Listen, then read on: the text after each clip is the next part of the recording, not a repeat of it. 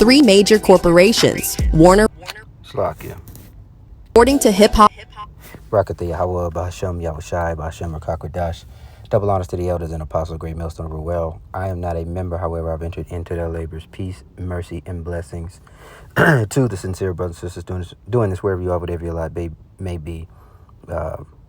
Prayerfully, I can continue to knock out these quick little tidbits, multiple throughout the day. I hope that's the case here. But here's another one. Before we even start, I'm going to let this play and without stopping. I'm going to try. And before we start, we're going to read Ephesians 6:11. This is the NLT, and I'll read it in the KJV as well. Okay.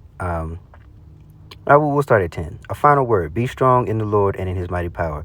Put on all of God's armor so that you will be able to stand firm against all strategies of the devil. For we are not fighting against flesh and blood enemies, but against evil rulers and authorities of the unseen world, against mighty powers in this dark world, and against evil spirits in the heavenly places.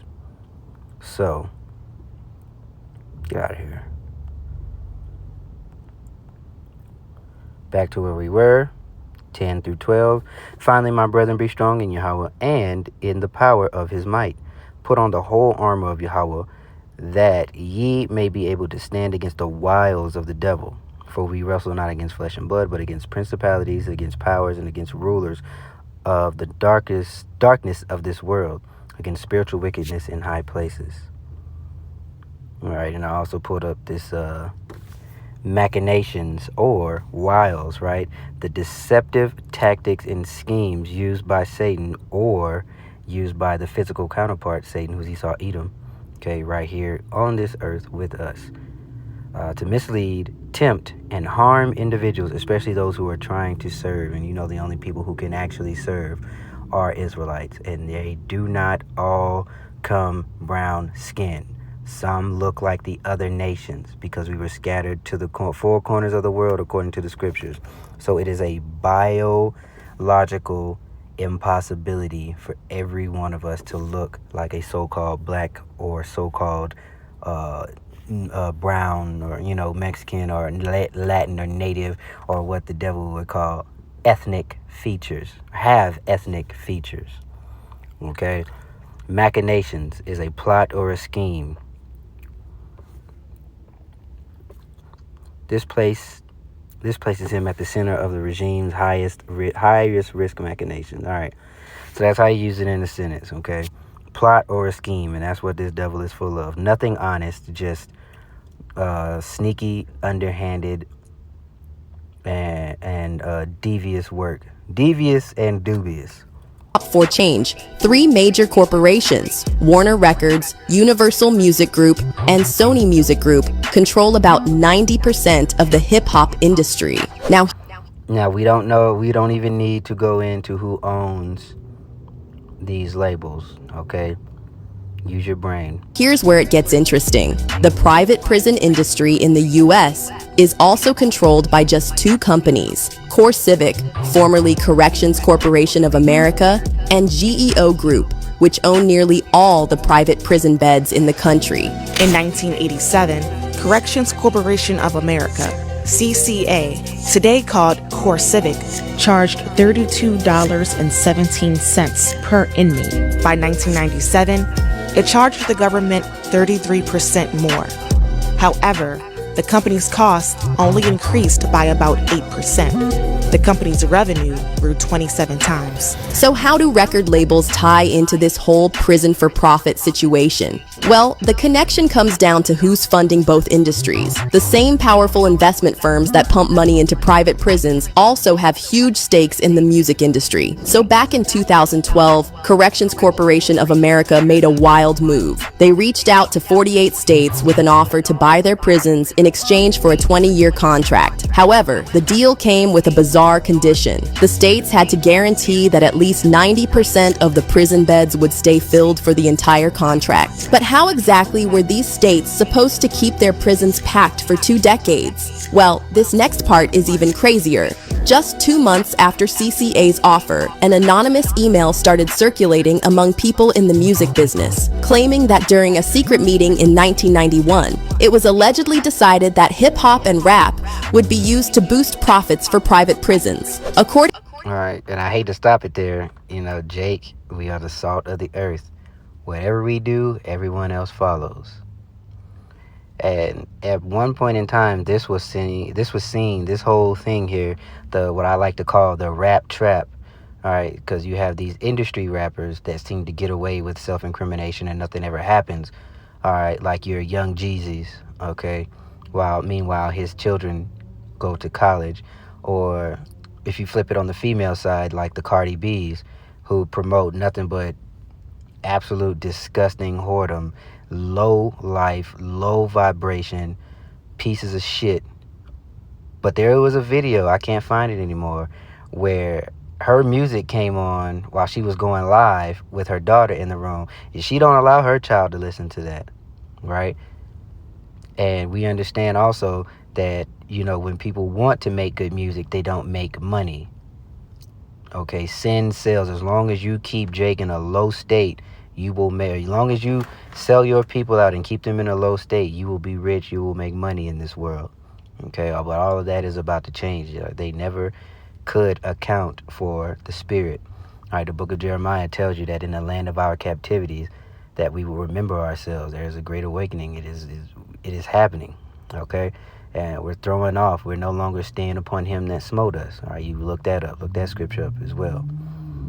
to the email, music industry reps at the meeting were told that their companies invested millions into the building of privately owned prisons, and that their positions of influence in the music industry would actually impact the profitability of these investments. These prisons were built by privately owned companies that received funding from the government based on the number of inmates, and this meant the more inmates, the more money the government would pay for. And it's funny that they show these images, right, of Muslim. You either find white Jesus, you either find the other white meat, or you find Allah. All right, you find in prison. Those are your options, or you go back into the same foolishness. So this imagery is actually very powerful, because not only are you shackled in real life, but even if you come out, you are still shackled in the mind, following false religions, idols. Okay, as long as you don't call on Yahweh Bashim Yahushai, as long as you don't know who you are, as long as you think that the knowledge you have is knowledge worth having, the enemies, your enemies, our enemies, all right, because especially according to Psalms 83, they win. And as long as Jake is in sin, as long as Jake is low, they win. Which is why the scriptures tell you that the devil come to you having great wrath, short time.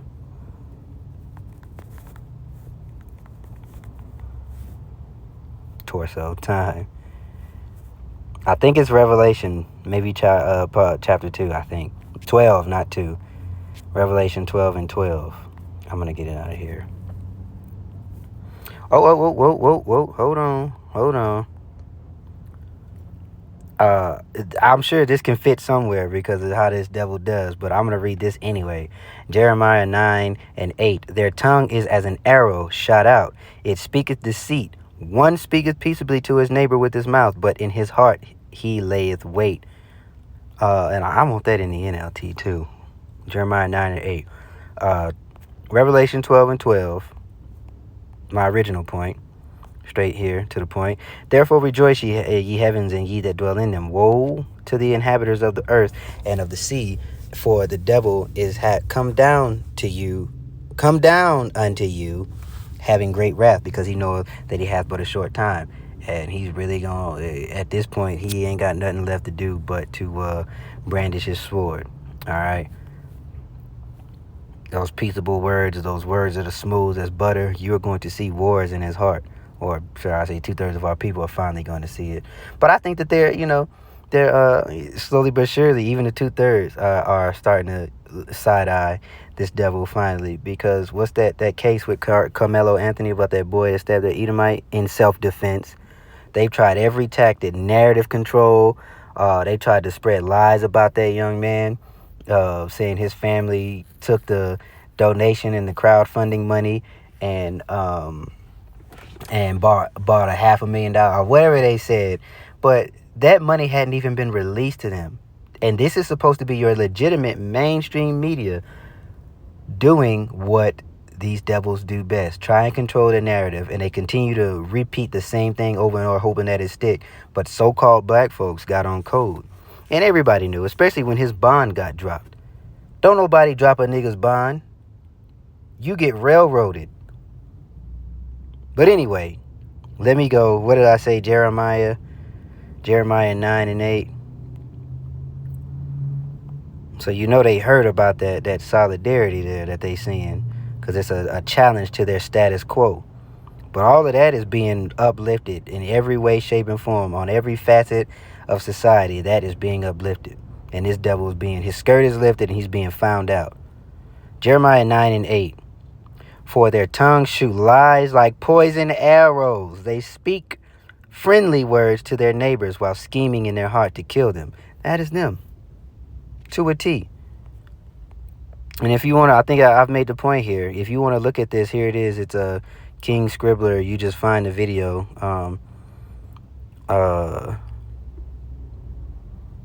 You'll see it. I guess this rap trap thing. I call it rap trap. I don't know what this one's called. We'll let it a little bit more play, and then that'll be it. Hopefully you were edified. Shalom. These prisons. And this is where things get real sinister. According to the email, the music executives were told they need to market music that promotes criminal behavior, rap being the music of choice. And when some time passed after the meeting, the man said he started to see how rap music was changing direction. He wrote, rap acts that talked about politics or harmless fun were quickly fading away as gangster rap started dominating the airwaves. Only a few months had passed since the meeting, but I suspect that the ideas presented that day had been successfully implemented. It was as if the order has been given to all major label executives. The music was climbing the charts, and most companies were more than happy to capitalize on it. Each one was churning out their very own gangster rap acts on an assembly line. Everyone bought into it, consumers included. Violence and drug use became a central theme in most rap music. According to Hip Hop for Change, 3 major corporations, Warner Records, Universal Music Group, and